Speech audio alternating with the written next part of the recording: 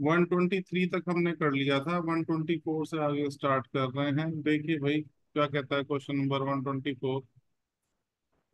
Are is the maximum horizontal range, maximum horizontal range को ये are कह रहा है। ग्रेटेस्ट हाइट बतानी है कितनी होगी। तो मैक्सिमम रेंज होती है यू स्क्वायर अपॉन जी। ये ध्यान, इसको कह रहा है ये आर। ठीक, कंफ्यूजन नहीं होना चाहिए। तो आगे बात करें अब इसमें। अब ये हमसे कह रहा है कि एच मैक्स बताओ, है ना। ग्रेटेस्ट हाइट बताओ। ग्रेटेस्ट हाइट या एच मैक्स का फॉर्मूला होता है हमारे पास u square sine square theta upon 2 g. Theta इस क्वेश्चन में 45 है।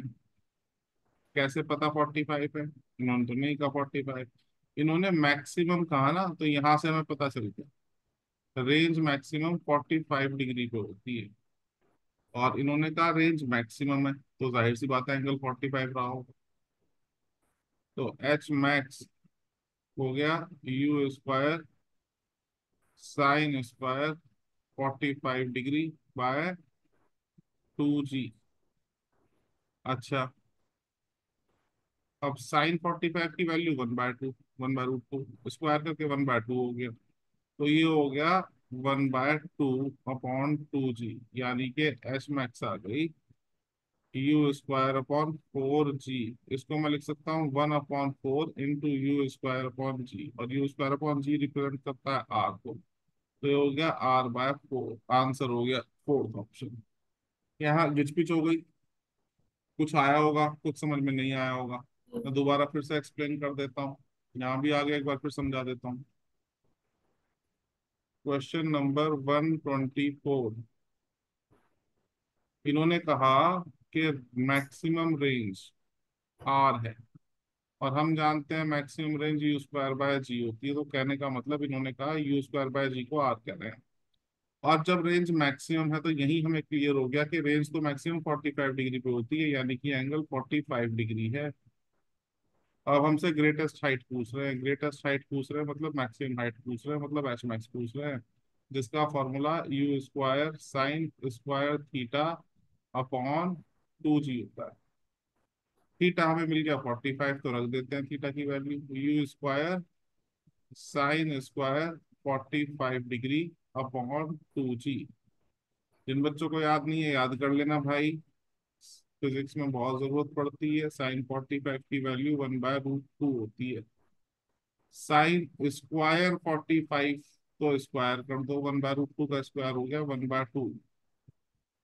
अब यहाँ वैल्यू डाल दो, यू स्क्वायर अपॉन 2 जी, और साइन स्क्वायर 45 की वैल्यू 1/2, तो ये हो गया यू स्क्वायर अपॉन 4 जी। यानी कि इसको हम लिख सकते हैं 1/4 इंटू यू स्क्वायर अपॉन जी। इसको हम कह रहे हैं इस क्वेश्चन में आर। तो ये हो गया R/4, और एच मैक्स की वैल्यू आ गई मेरे पास जो मुझे चाहिए थी, R/4। अब आया समझ में? अब भी नहीं आया? चलो आगे चलते हैं भाई।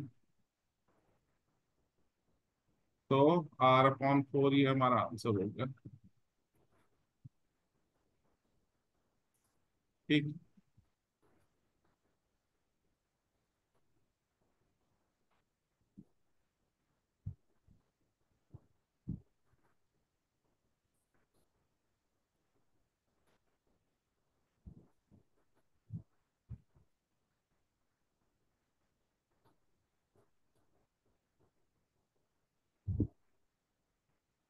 Question number 125।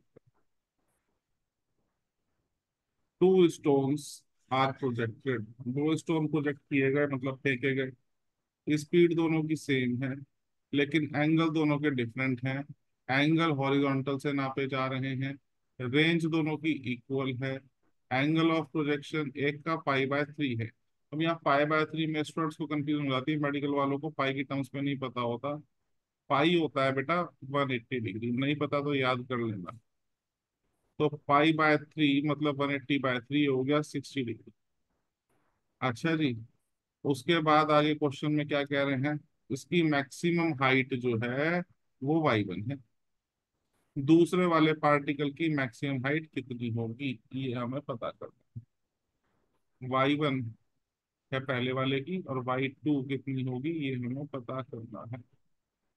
तो काफी सारी बातें हैं, काफी सारे कॉन्सेप्ट हैं इसमें, समझते हैं बारी बारी। 125।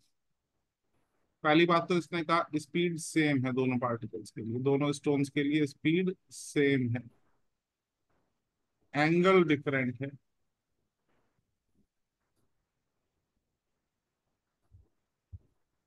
ठीक है जी। रेंज सेम है। यहाँ एक नई बात पता चलेगी कि रेंज जब सेम होती है तो इसका मतलब क्या है। रेंज इन प्रोजेक्टाइल मोशन, रेंज जो है वो सेम होती है अगर एंगल कॉम्प्लीमेंट्री है। In projectile motion range is same if angles are complementary। Complementary का मतलब दोनों का सम 90 होना चाहिए। यानी कि एक एंगल 60 है तो दूसरा 30 डिग्री होगा। दोनों का सम आ रहा है 90 डिग्री, मतलब ये हो गए कॉम्प्लीमेंट्री एंगल्स जिनका सम 90 होता है। तो इस पे अब रेंज कैसी आएगी, सेम आएगी। Range would be same. Range same कब आती है, जब एंगल कॉम्प्लीमेंट्री होता है, मतलब एंगल 90 डिग्री, दोनों का सम 90 है। जैसे कि मैं कहूं एक एंगल 15 डिग्री है तो दूसरा एंगल 75 डिग्री अगर ले लिया जाए बेटा, तो इस पे रेंज सेम आएगी दोनों पार्टिकल्स की। क्यों, क्योंकि एंगल्स का सम 90 है, एंगल्स कॉम्प्लीमेंट्री। अगर एक एंगल में 25 डिग्री ले लूं और दूसरा एंगल 65 डिग्री ले लूं तो भी रेंज सेम आएगी। ठीक है, बात समझ में आ रही है मेरी। अगर एक एंगल 35 डिग्री ले लूं और दूसरा एंगल 55 डिग्री ले लूं तो भी रेंज सेम आएगी। ये कॉन्सेप्ट याद रखना। प्रूफ की हमें जरूरत नहीं है, जरूरत पड़ेगी तो करा देंगे, बाकी याद जरूर होना चाहिए कि दो एंगल अगर कॉम्प्लीमेंट्री हैं मतलब दोनों का सम 90 है तो रेंज सेम आएगी। ठीक है भाई। चलो, अब इस क्वेश्चन में हमें दिया एक एंगल पहले वाले पार्टिकल का पाई/3 है, मतलब 180 डिग्री/3 है, मतलब 60 डिग्री है, और साथ में उन्होंने कहा रेंज सेम है। तो यही हमारा दिमाग काम करना चाहिए, बल्ब जलना चाहिए कि भैया रेंज सेम है तो एंगल कैसे रहे होंगे, कॉम्प्लीमेंट्री, और कॉम्प्लीमेंट्री रहे होंगे तो दूसरा एंगल हमारा 30 डिग्री का होगा, तभी तो रेंज सेम आएगी। अच्छा, इतनी बात हमें समझ में आ गई। अब आगे देखते हैं। अब इन्होंने कहा पहले पार्टिकल के लिए हाइट y1 है, दूसरे वाले के लिए y2 कितनी होगी। तो y1 किसको कह रहे हैं, हाइट को। हाइट का फॉर्मूला हम जानते हैं, u² sin² थीटा/2g, ये होता है। और इस वाले में पहले वाले पार्टिकल के लिए एंगल की मैं बात करूं तो भैया एंगल यहाँ पे 60 डिग्री है, तो y1 हो गया u²sin²60 डिग्री/2g। साइन 60 की वैल्यू बताओ, याद है तो जल्दी बताओ। नहीं याद है तो √3/2 याद कर लो, अगर याद नहीं है तो।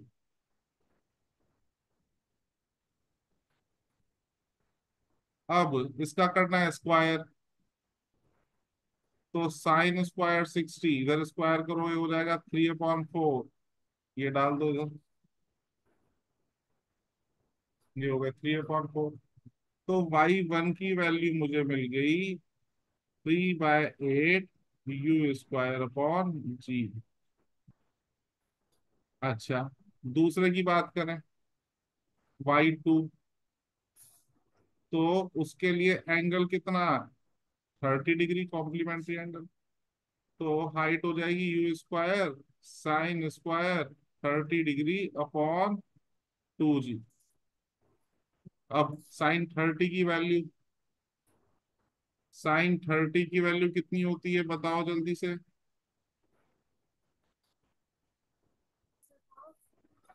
आवाज कम आ रही है तुम्हारी। हाफ होती है, सही कह रहे हो, वैसे स्क्वायर कर दो तो sin² 30 degree is equal to 1/4। ये हो जाएगा u² अपॉन 2g इंटू 1/4, यानी कि u² अपॉन 8g। ध्यान से देखो, 3 टाइम्स ज्यादा है ऊपर वाला।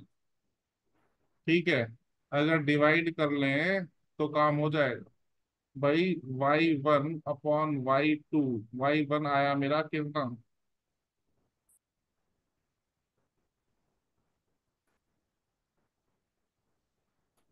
3/8 u²अपॉन g।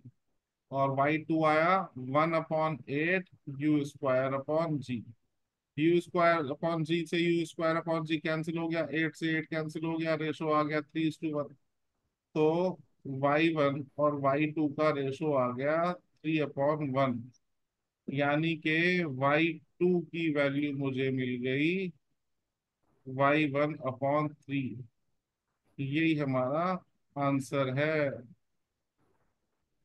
y2 is equal to y1/3, option 4 ये रहा। समझ आया नहीं आया? चलो आगे चलते हैं।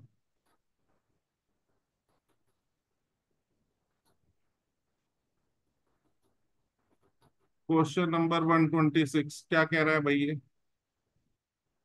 प्रोजेक्टाइल इज थ्रोन, प्रोजेक्टाइल फेंका गया, किसी पॉइंट से फेंका गया, हॉरिजॉन्टल प्लेन में फेंका गया।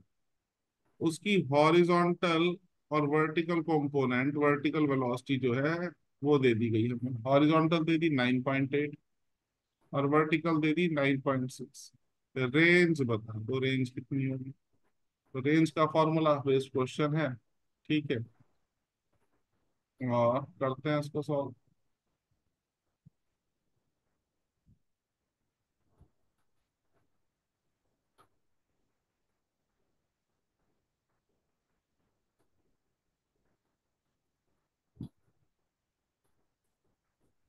कौन सा क्वेश्चन, 125 पे क्या है, 126।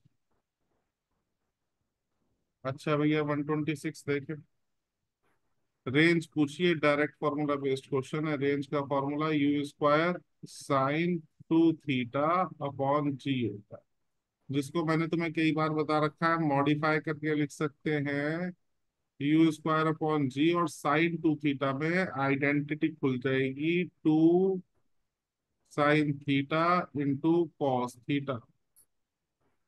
तो ये हो गया भाई, 2 को तो अलग लिख लो, u² का मतलब दो यू है, एक को लिखो sin θ के साथ और एक को लिखो cos θ के साथ, और नीचे आ गया जी।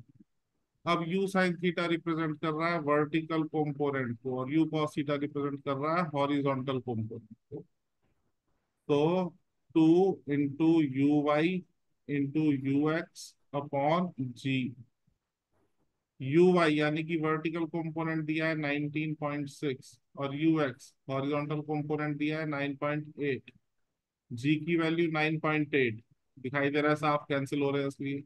19.6 का डबल 39.2 मीटर, ये आ गई हमारी रेंज, और यही हमारा आंसर है।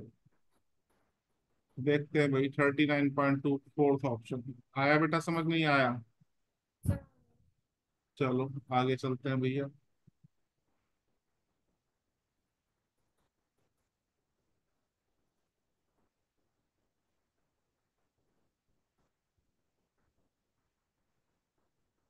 127 क्या कह रहा है?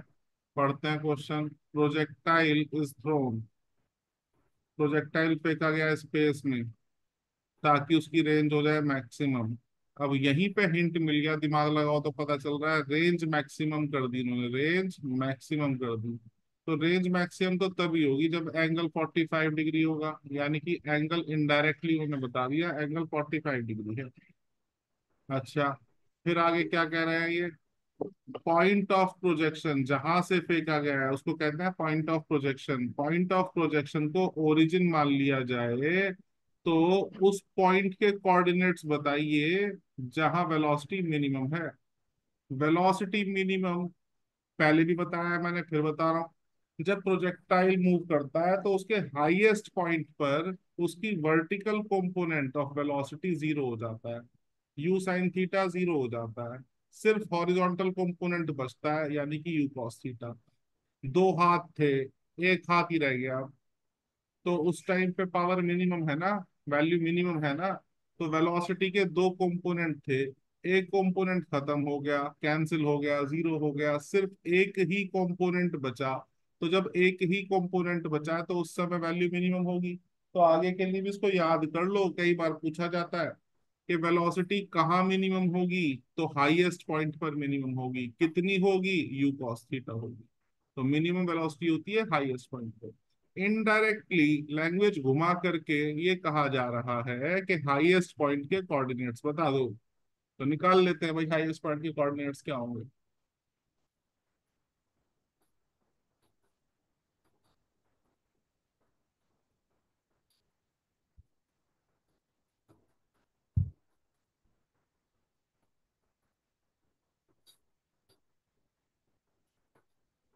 क्या नंबर है? 127।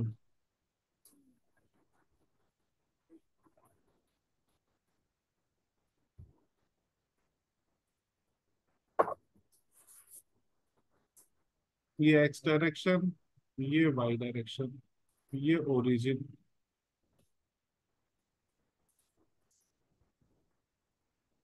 यू वेलोसिटी दे करके फेंका, 45 डिग्री पर फेंका, और ये इस तरह से ट्रेवल करके गया।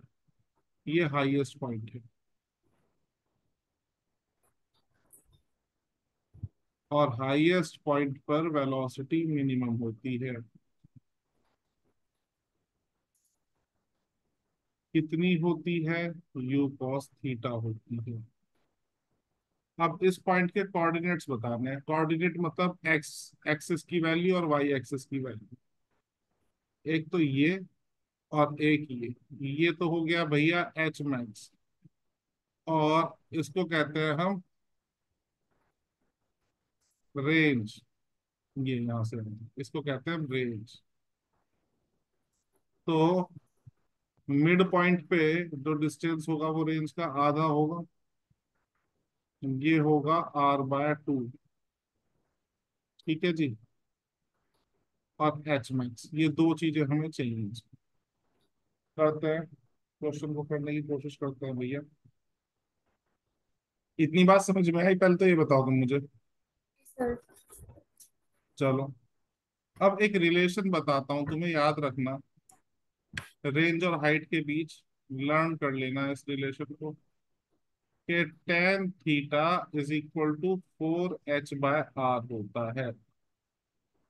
इस क्वेश्चन में इनडायरेक्टली इन्होंने हमसे कहा कि रेंज मैक्सिमम है, तो उससे हमने अंदाजा लगा लिया एंगल 45 है।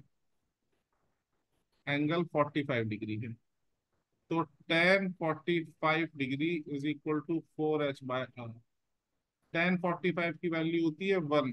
तो 1 इज इक्वल टू 4h/r, या फिर h की वैल्यू हो गई r/4। h की वैल्यू मिल गई हमें। ठीक है जी। और रेंज कितनी थी? रेंज की बात करें, कुछ दिया है रेंज के बारे में? 400 मीटर रेंज हमें दे दी गई है। रेंज कितनी है? 400 मीटर। और यहां से हमें दिखाई दे रहा है एच की वैल्यू है r/4, यानी कि 400/4, यानी कि एच मैक्स या एच हो गया 100 मीटर। ये तो आ गया वाई कोऑर्डिनेट। और एक्स कोऑर्डिनेट हमें दिखाई दे रहा है, एक्स कोऑर्डिनेट है r/2, यानी के 400/2, यानी के 200 मीटर। तो इस तरह से हमें मिल गए एक्स और y coordinate. X coordinate 200 metre और वाई कोऑर्डिनेट 100 मीटर। तो आंसर हो गया 200, 100। भाई एक्स कॉमा वाई इस तरह से लिखे जाते हैं ना कोऑर्डिनेट्स, तो इसकी वैल्यू आ गई 200, 100। आंसर चेक करें, सेकंड ऑप्शन, ये आंसर है हमारा। आया समझ में, नहीं आया बेटा? चलो आगे चलते हैं भैया, आ गया तो बहुत अच्छी बात है। क्वेश्चन नंबर 128 क्या कह रहा है? Particle is fired. फायर्ड का मतलब भी प्रोजेक्ट करने से है। प्रोजेक्ट करना, थ्रो करना, फायर करना एक ही बात।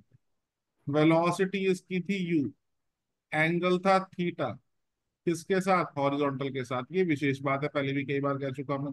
एंगल हम जो फॉर्मूले याद करते हैं वो एंगल लेते हैं उन सभी फॉर्मूलों में हॉरिजॉन्टल के साथ। क्वेश्चन में ट्रिक करने के लिए कई बार एंगल वर्टिकल के साथ दिया जाता है, तो उस सिचुएशन में मैं 90 - थीटा यूज करता हूँ। और अगर एंगल हॉरिजॉन्टल के साथ में ही दिया जा रहा है तो कोई टेंशन वाली बात नहीं है, इसमें हॉरिजॉन्टल के साथ। हमें बताना है चेंज इन वेलोसिटी। हमको बताना है चेंज इन वेलोसिटी जब पार्टिकल कहाँ पहुंच जाएगा, हाईएस्ट पर। तो चेंज इन वेलोसिटी, तो वेलोसिटी तो वेक्टर क्वांटिटी है, एक्स और वाई डायरेक्शन दोनों में स्टडीज को करना पड़ेगा। तो चलते हैं भैया,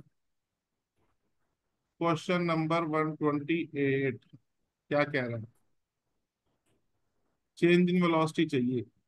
तो जब पार्टिकल कहाँ पहुंच जाएगा, हाईएस्ट पॉइंट पे डायग्राम बना लेते हैं, थोड़ी सी बेटर अंडरस्टैंडिंग आ जाएगी।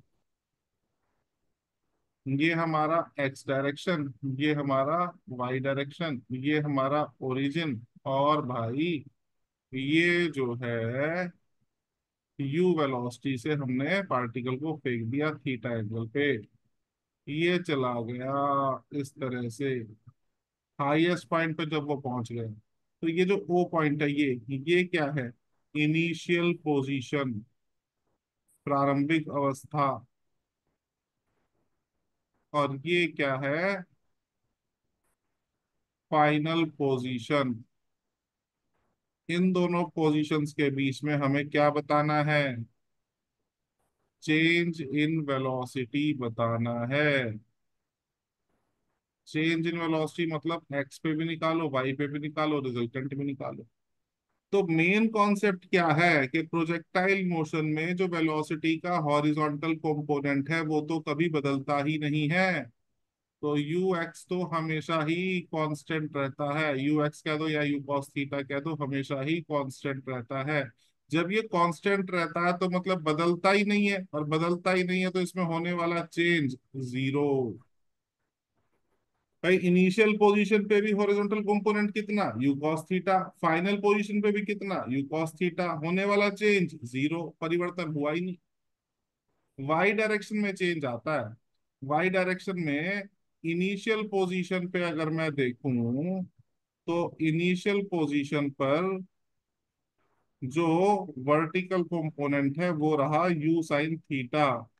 और फाइनल पोजीशन पर यानी कि हाईएस्ट पॉइंट पर जो वर्टिकल कंपोनेंट है वो हो गया जीरो। हाईएस्ट पॉइंट पे वेलोसिटी मिनिमम हो जाती है ना, क्योंकि वर्टिकल कंपोनेंट जीरो हो जाता है, तो ये हो गया जीरो। अब चेंज कितना हुआ भाई? Delta v u y, y direction में होने वाला चेंज। तो हम क्या करें?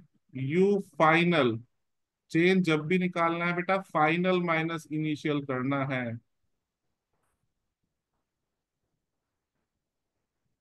फाइनल है जीरो, इनिशियल है यू साइन थीटा, तो चेंज कितना आया? Minus u sine theta.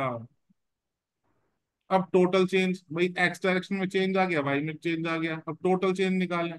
तो टोटल चेंज क्या होगा? वेक्टर कंपोनेंट के अकॉर्डिंग टोटल चेंज कैसे निकालते हैं? डेल्टा यू एक्स का square plus delta u y का स्क्वायर, और फिर इसका अंडर रूट। ये कॉन्सेप्ट वेक्टर चैप्टर पढ़ाऊंगा तब सिखाऊंगा आपको। अब यू डेल्टा यू एक्स तो जीरो है और डेल्टा यू वाई है माइनस यू साइन थीटा। इसको सॉल्व कर लेंगे। तो zero plus u square sine square theta, जब जीरो जोड़ा तो क्या ही फर्क पड़ेगा। तो ये आ गया you square sine square theta का रूट, और अंडर रूट लेके ये आ गया यू साइन थीटा। तो हम कह सकते हैं नेट चेंज या टोटल चेंज जो वेलोसिटी में आया वो है यू साइन थीटा। और यही हमारा आंसर है ना। क्वेश्चन नंबर 128 था ये। 128 का answer you sine theta. Option 3 is the right answer. समझ में आई मेरी बात। सर। चलो भाई आगे चलते हैं। इसी पे बेस्ड एक और क्वेश्चन, क्वेश्चन नंबर 129 इसी सिचुएशन पे दिया गया। इसी पिछले वाले क्वेश्चन में चेंज इन स्पीड बता दो। वेलोसिटी का चेंज अभी हमने निकाला, और वेलोसिटी है वेक्टर क्वांटिटी, तो अलग अलग निकाला फिर रिजल्टेंट निकाला, लेकिन स्पीड वेक्टर क्वांटिटी नहीं होती है। स्पीड होती है कौन सी क्वांटिटी, स्केलर अदिश राशि। इसमें डायरेक्शन लेने की जरूरत नहीं है, अलग अलग कैलकुलेट करने की जरूरत नहीं है, क्योंकि डायरेक्शन नहीं होता, इसलिए इसमें एक बार में ही काम हो जाएगा। तो फिर डायग्राम बना के अच्छे से समझा देता हूँ। ये एक्स डायरेक्शन, ये वाई डायरेक्शन, ये ओरिजिन या पॉइंट ऑफ प्रोजेक्शन। यहां से पार्टिकल हमने फेंका, यू वेलोसिटी दे करके फेंका, थीटा एंगल पर फेंका, तो ये कुछ इस तरह से गया हाईएस्ट पॉइंट, ये point of projection. This is what we call highest point, या इसी को हम कह सकते हैं final position. This is what we call point of projection.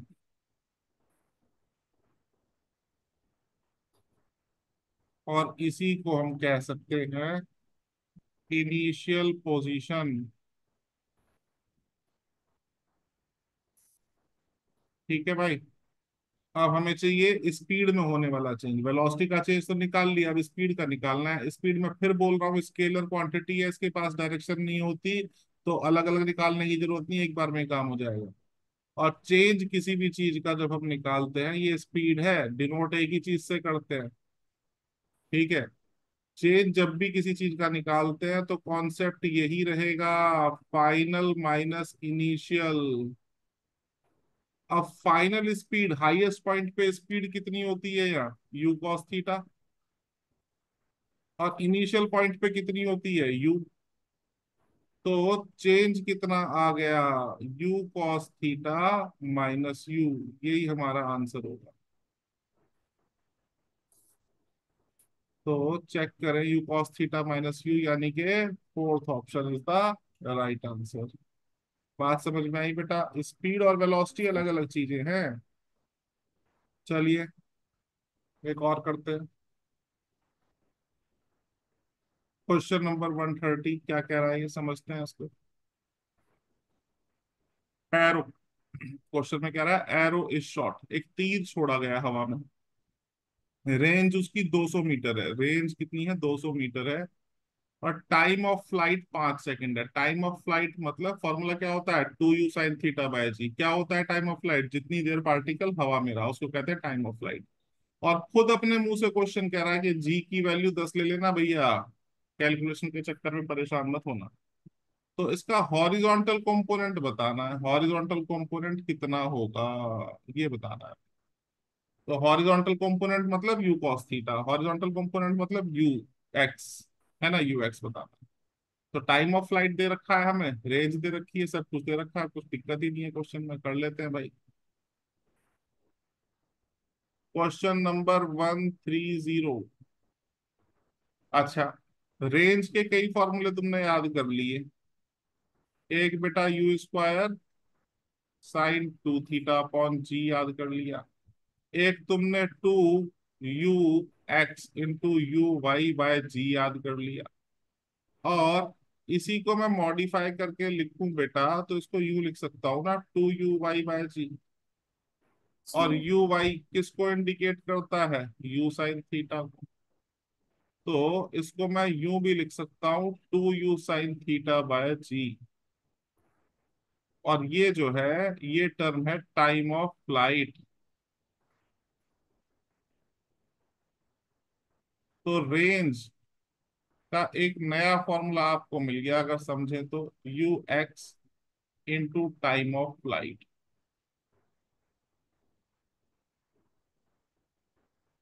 Range हमें दे रखी है कितनी? 200। ux हमें बताना है। टाइम ऑफ फ्लाइट हमें दे दिया कितना? 5। 5 सेकेंड। ux हमें चाहिए। तो भाई ux हमारा हो गया 200/5, यानी के 40 मीटर पर सेकेंड। ये समझ आया बेटा? यही हमारा आंसर है। ये फॉर्मूला याद कर लेना नोट करके। तो 40 मीटर पर सेकेंड, यानी कि second option is the right answer. ठीक है। यही आ रहा, कुछ और आ रहा है? यही आ रहा है। हाँ। तो ये 130 तक हमने कर लिए। यहाँ तक कोई दिक्कत है तो बताओ।